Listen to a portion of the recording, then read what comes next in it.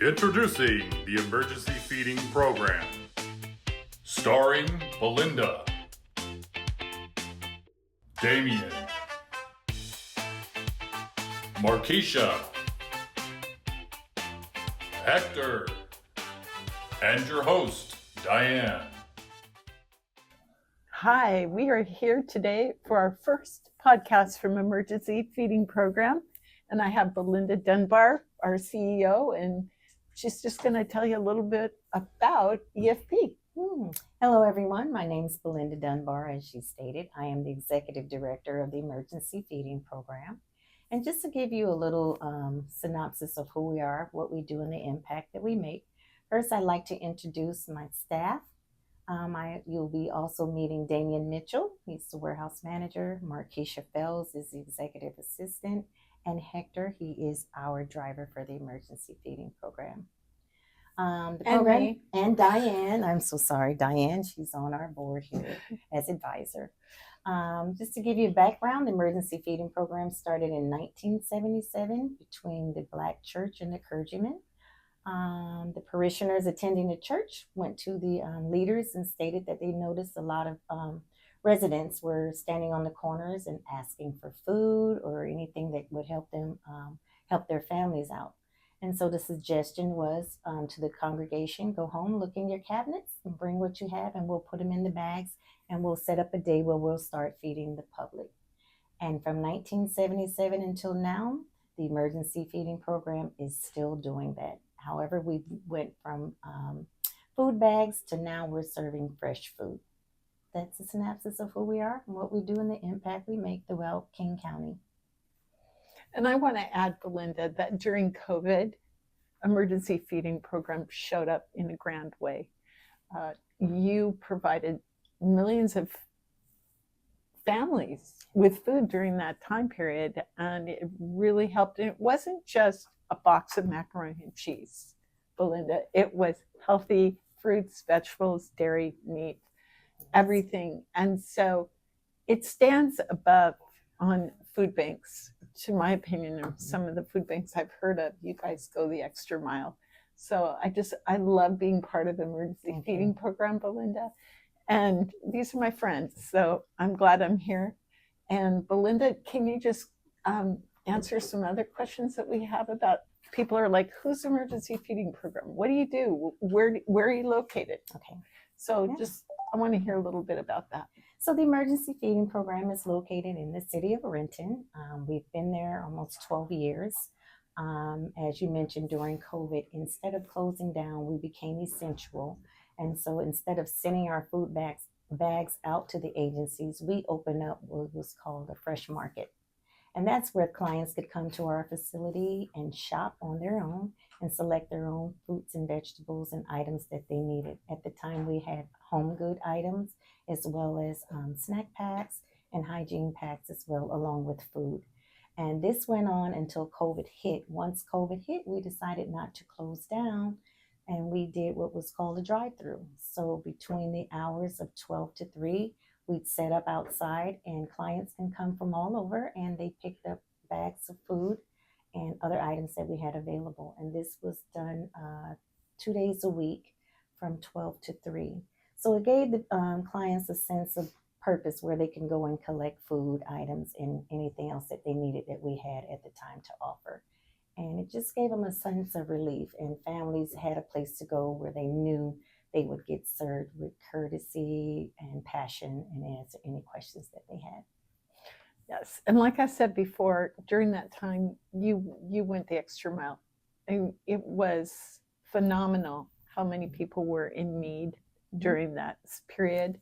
And Emergency Feeding showed up in a big way. So I'm really impressed with everything that you guys have done. Thank you. And are still doing. And I know a lot of you out there might be going, gosh, I need to get involved again. Well, it's definitely time to do it. So we're going to leave some information at the end of the show about how you can get involved and contribute as well. Yes. And you can also reach out to us on our website. It's www.emergencyfeeding.us. Again, www support.emergencyfeeding.us. Send us an email. We will definitely get back in contact with you. We love to hear from you. We also love to know the updates of things that we're doing, events that are coming up for this year, and we're looking for suggestions as well. Belinda, can you tell me a little bit how you personally got involved with emergency feeding program? Yes. I moved here from California, started volunteering at the emergency feeding program and just learning my way around who they are and what they did. I shadowed a couple of the drivers there at the time to the different agencies and just saw the feedback from the clients that we served and continued volunteering. And then an opportunity came up. I started out part-time and worked my way up through the ranks of the emergency feeding program. And now I serve as the executive director. And also talk a little bit about Glenn and our CEO that unfortunately is no longer here, but he's had such an impact in the community in Seattle and Renton. That's a big shoe to fill. I'm not sure if anyone can fill it. Glenn gave it his all. He was a yes person, and he'd figure it out later how we were going to do it. And he served from 2012 to 2024. And Glenn wouldn't sleep at night trying to figure out how can he help someone that may have called him over the phone and needed some suggestions or help. Whatever you needed, you could call Glenn. He was going to figure it out, and he'd come in and tell us how we were going to do it. He asked for advice or suggestions, but anyone that knew Glenn, they knew where to go, they knew how to get it, and he was always there to answer the call. And always with a smile. Definitely missed, and always with a smile. Yes. Always with a smile. Yes, we miss him. Pretty cool. Yes. Very missed. So tell me, what is your most memorable moment in EFP, just out of curiosity? God, I have so many. I think for me, my memorable moments are just talking to the clients, getting the feedback from them, how we've helped, and what it has done for them personally. Each client has a different story. I do work with one client. She's a grandmother, and she has 3 grandchildren, and she's trying to take care of them while deal with her health issues. So I tend to reach out to her a lot and see how it's going on, and she responds back. Just building that relationship, letting her know that we are there for her. She's been the most memorable one. We stay in contact still to this day. I check on her. She's had some surgeries and hasn't been able to come and get food, and so we make sure that she does get the food that she needs. Plus, she lives upstairs, so we try and help her out sometimes. And it's not in our rim to do that, but every now and then, you get one that you just have to help. Going the extra mile again, always. So thank you, Belinda. And we'll get back to this in a little bit. We have a few more people to interview. So thank you. Yeah. Hi, Damien. How you doing? Hey, it's a great day outside. Yep. I see you're wearing the emergency feeding program shirt. Love it. Yep. It's so cool. So can you just tell me how you got involved with EFP, what you do, what your job description, and what you're seeing in our economy now, what needs are out there? Before EFP, I was a chef in restaurants. I got into it because Glenn used to come and see and watch me in the kitchen every day. And he'd just stand, and I used to see somebody just standing there watching me. He thought I'd be a great fit for the food that they were bringing in to help him learn about how to hold the food, how to, just the FIFO rotation. So then I came in and I started as just the line, and I was supposed to start a culinary program with Markeisha, but we moved up and I became the warehouse manager. There's a lot of change. When I first started, there was a lot more homeless people coming to the doors. Over time, you see more families and bigger families as time goes on. Mm-hmm. So I think that's been a lot of change as far as the economy. Yeah.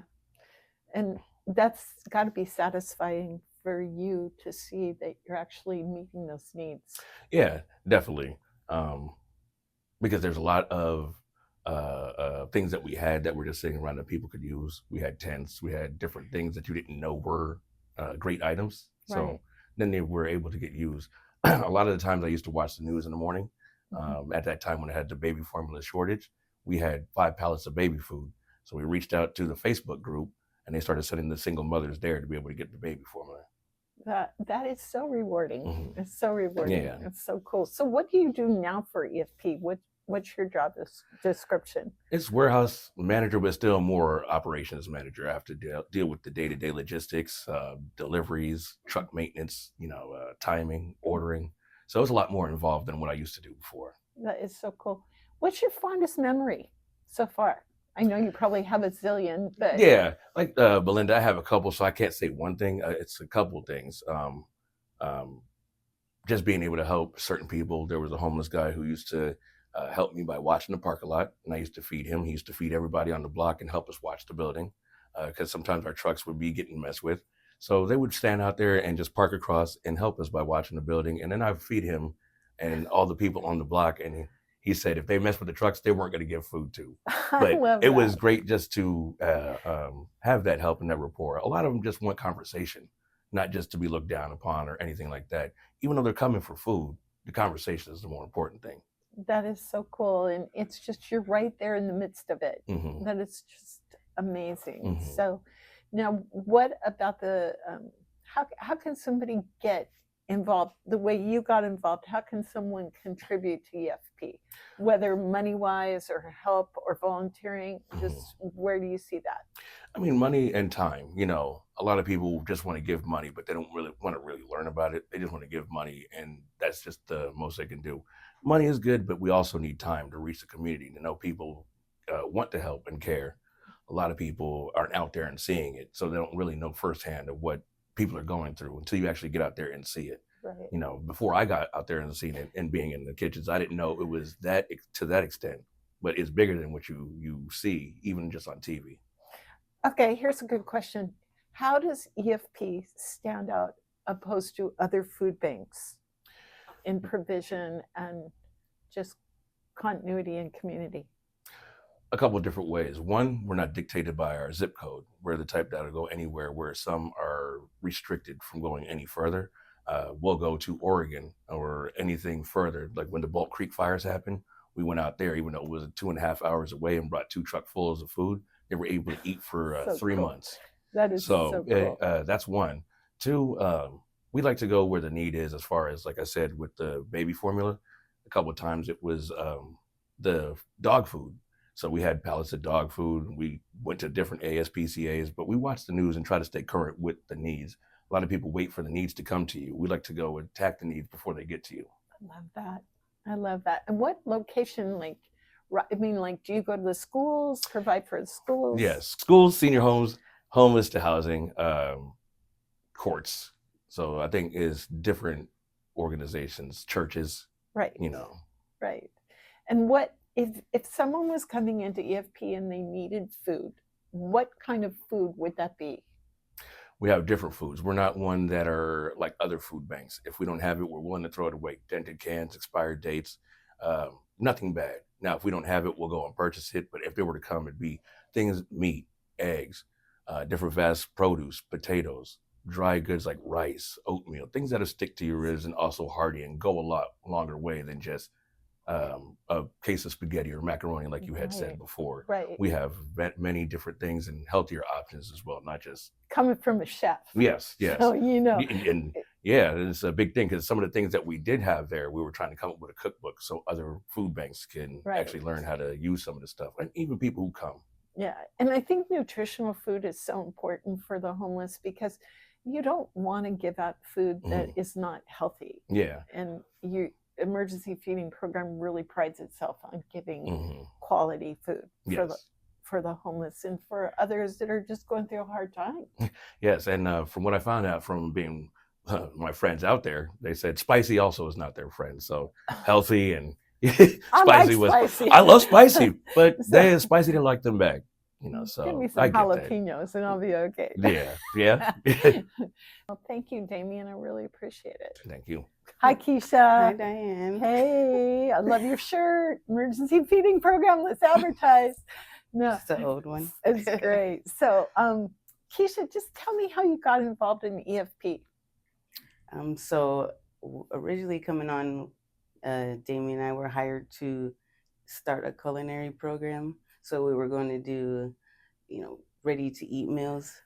So that's originally how it came about.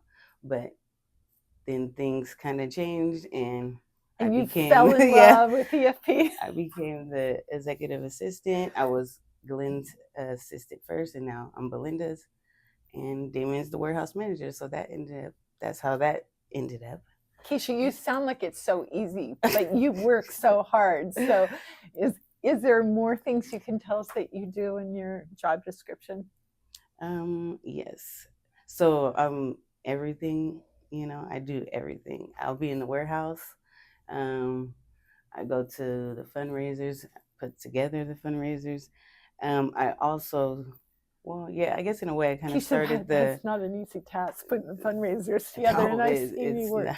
So, I started doing hygiene packs for some schools that have like 75% poverty.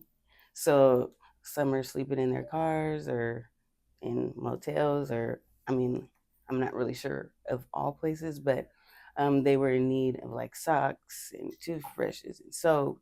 So we started to accumulate all that, and I started to create these packs. And I started with 2 schools. I think now it's about 7. that's amazing. So yeah, that's like my personal project that I do there. That is so cool. What's your fondest memory on EFP so far? I know you probably have quite a few, but I would say we had a fundraiser called the Mix Box Challenge. Damien and I, we brought that to life. So it's pretty much like Chopped, but with our food in the box. So we found 6 local chefs to come and have the challenge. We created the boxes. They didn't know anything of what was in it, and it was so many people that came out, and we got a lot of Tupperware and stuff donated. So we gave out nice gift bags, and it was really great event. I don't know if it was the biggest, but to me it was the biggest. I remember you used to do Easter bags for the kids. So the kids would come in and they would get Easter bags, which is candy and fun stuff. So it was very cool. And I remember also you put on events where you would do like an auction and things like that, and Vegas night and things. So for fundraising, and so they make it fun. We have a good time. Yes, we definitely do. So, music and everything. Yeah. Oh yeah, live music. I love that. Keisha, thank you so much. Thank you so much. Yeah, it's been fun. Emergency feeding program. We have our commercial right there on our shirt. Got to get involved. Yes, please do. Thanks, Keisha. Thank you. Hi, Hector. Hey, hello. How you doing? Hey. Oh man, I am just so glad that everybody showed up for this podcast today. Well, thank you for the invitation. That's great. It's thank awesome. you. Well, you do a lot. Trying So to. I'm not going to let you be shy. Can you tell a little bit about what you do at EFP? Yeah, why not? I'm one of the drivers, delivery guys. We provide food to college, elementary school, middle schools, senior centers. It's not only about homeless, because also we provide food for people who come from those worldwide crises. For instance, Ukraine. We got a lot of recipients who come and ask for food from Pakistan, India. I mean, there is a huge program, obviously from Latin America, El Salvador, Honduras, Colombia, Argentina. We got a lot of our recipients, or what a huge population. Yes. And there's a huge need. Exactly. And yes. you get to see it firsthand. Yeah, because I'm one of the guys who run one of the trucks and then go and provide the food, deliver it to the people in need. Like I said, not only the homeless. We also got a program for small bags with Dixie Foods in it. Right. So we give it to the people in the street, the homeless in the street. So it is a huge program. Well, and with rent being so expensive, if you lose a job or you have a medical problem or something comes up and you don't have the money, food is essential. It is. And you meet so many needs in so many diverse areas, that are like, I lost a job, I'm homeless, I'm this. It's all there for anyone that has a need. And I love that. And it's really community based. It which is so cool, So what is your fondest memories of EFP? Will recall not the funniest one, but I will recall many I want the experiences. funny too. Yeah. Well, let me see if I can find something. But no, I can say everything was. It is a joy. It is a joy. It is a very um, kind of dreams that you get through feeding people, giving the people what they need, because it's not only about food. They mention a lot about food, but also we provide in the schools, we provide backpacks with material like pens, notebooks, and all that kind of stuff. Right. Like they mentioned, hygiene products, baby products. Used to be also home house stuff, cleaning stuff, bathroom stuff, um, also furniture, tables, beds, mattress. It is a huge program that we get involved. So it's always a pleasure. I think I would call it a blessing to be able to do this for the people, get involved with this. I've been in this program for like probably more than 6 years now, maybe 7.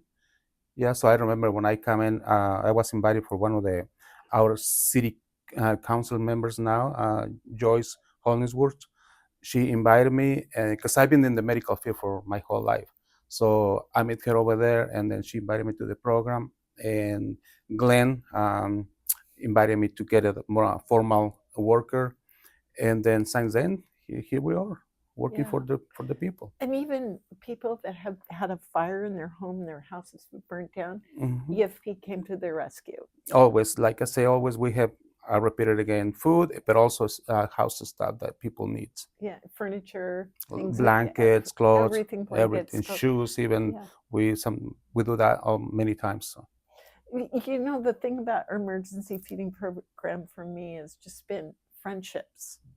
It develops friendships and caring. It's not just, oh, here's your box of food and go. It's actually caring about each other, and you can see it. Yeah, it is a more than friendship involvement. We become the workers in the warehouse. We become even the managers, the CEOs.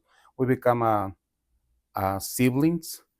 We call that way. And my brother Damian, my sister Kisha. We love each other. We respect each other. We help each other. We're always so grateful for the job that they've been doing for many years. It feels like family. It is a family. It's not feels. It is a family. You can feel it. I mean, they got you back. They Lots never of let you love. alone. Lots of love. Huge. I There love is no, and this kind of programs. There is no room for greedy or something like that. It's just love, support, help each other. That's what Right. it is. Yeah. And I'm so impressed. I'm impressed with the kindness, the generosity, and the care. Well, I will add something about it. I've been, like I said, I've been in the medical program. I'm in the medical field my whole life, and I saw every single day people going away, no matter conditions, age, financial, no matter what, people is going away. So my philosophy is, you're gonna go tomorrow, right? Why don't give something now when you get a chance? You can even giving it can be a kind attitude, a kind word to the warm, touch to the people. So why wait for when? So we have to Right. give now. So that makes you feel different. Make you share the love that you have, the kindness that you can. Yeah. Yeah. I mean, Glenn, Tracy, and Belinda, there was so much love there, and so much deep concern for the people and the community, and that's one of just the what we base emergency feeding program on. It's not just food. There's just so much more to than it. that. Yeah, and that's something that we have to mention. Glenn was a giving person, a giving. I'm sure many times he put everybody else but himself. So it was. I think that come from that root. Yeah, the passion for this job has come from Glenn. The one thing about emergency feeding program that I see is that the more that we have to give, the more we give, and it's just this continual thing that goes on. So I'm really grateful for that, for our community and stuff. So Hector, What's your favorite memory so far? Ah, too Personally. many. But again, well, the biggest one is being in the program. That is priceless. You cannot put any. I mean, this is on top of it. Being in that program, being with my family, my friends. I know them. We talk and we joke a lot, but I can feel it. I can feel they care about me, and obviously they know I care Right. about everybody else. Right. That is so cool. Mhm. So, future 2025, 2026, what's your goals for EFP? Well, obviously, the main goal is to keep the program running, keep helping people in many ways. But also, we cannot do it without somebody's help or Right. everybody's help. We cannot do it. We need the people to jump in, help us. Even we went to the big stores and then make a collection of food. So, and there is a lot of people who, when they go in, they come out with a bag, with a can of food. So that's what it is, this program. So we need the people to keep continually doing this every day, every day. So that doesn't have to be $1,000, $1 million. No, a little thing, and people get in, Even- it will get Even bigger. a $20 contribute Yeah, to mhm. EFP makes a huge difference. A can And of food, it that just will be grows and grows. a huge motivation when you see people coming and giving to you. Just let you keep moving and moving, allow you to keep moving. Yeah. So, Hector, it's so cool to talk to you. It is nice to see you again. I It's a know. pleasure. So, Thank you so much. Yeah, I'm so glad you're here. Mm. So he's great. He rocks. He's a No, good truck driver. not- Linda, we're back. Yes, we're back. Our first podcast. So I want to know for the future 2025, 2026, and then on, Mhm. how can companies get involved in contributing to EFP? And who Yes. do they contact? So I'm going to give you our website again. That's the first point of contact. It's www.emergencyfeeding.us. If you go to that website, there is a number and an email that you can reach out to us. And trust me, we will respond. Going into year 2025 and 2026, we're looking to partner with more businesses in the communities or throughout King County.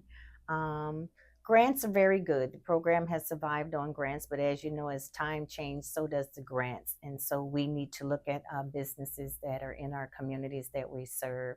And so we're willing to sit down with you and kind of strategize how we can partner along with you. Not just you give us something, but we would like to give something back in return as well. So let's start there. Again, it's www.emergencyfeeding.us. We're looking forward to hearing from everyone. You've heard from our amazing team here, from Damian Mitchell, Markeisha Fells, Hector.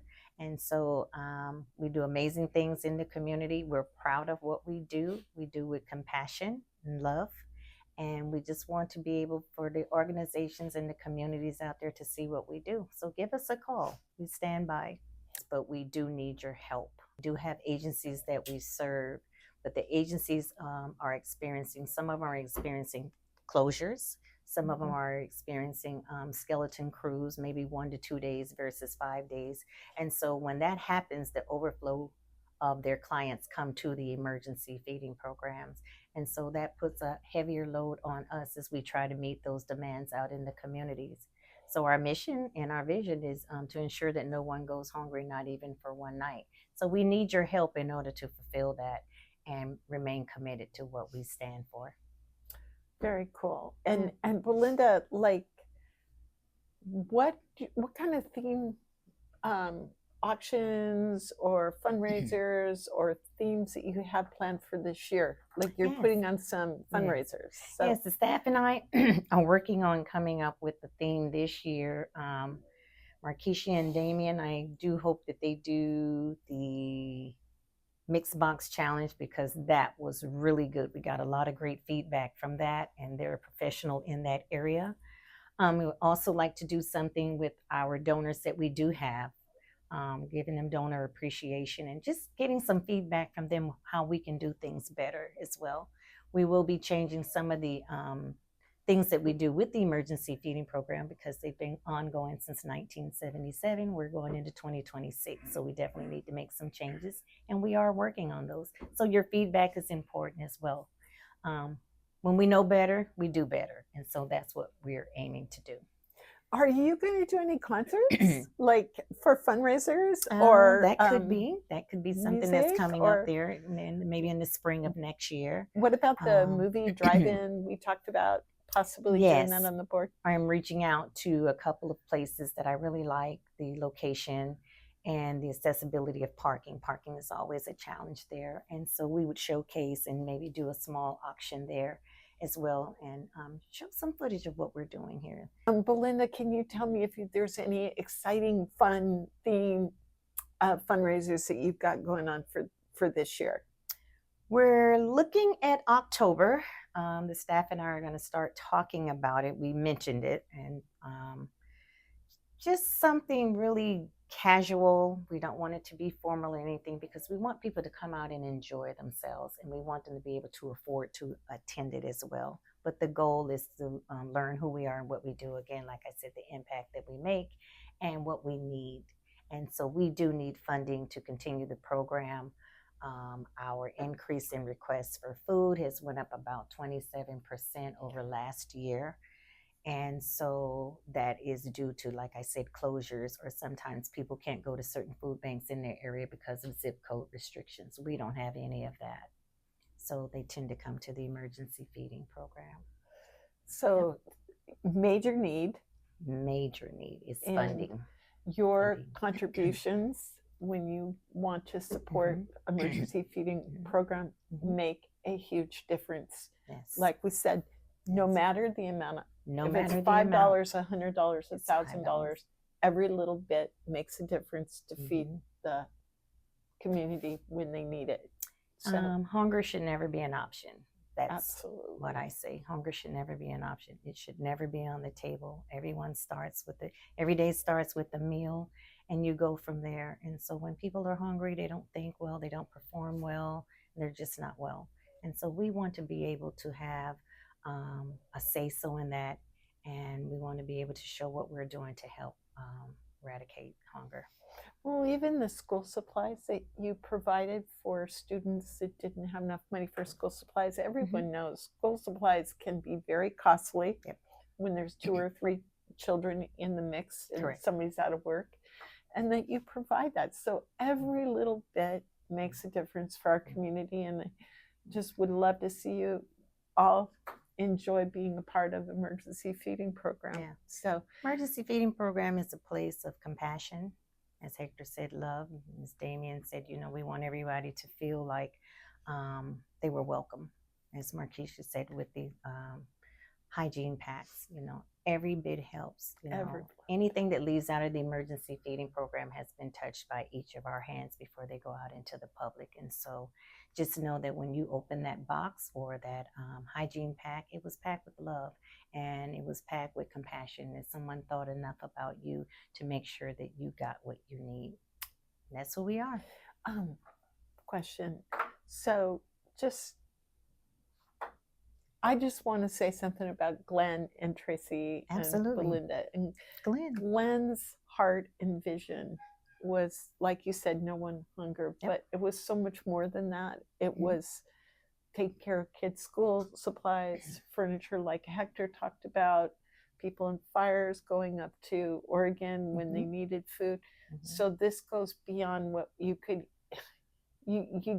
it's like you just don't go, you go the extra mile, Mhm. and everything you go the extra mile. And that's the kind of company that you want to get behind, that you want to support, is somebody that's got the heart and the compassion for the community. And that is definitely emergency feeding program. Definitely. So I want to thank everybody. And I'm just so glad to do our first podcast. This is fun. Please. Support Emergency Feeding Program. now. Thank you.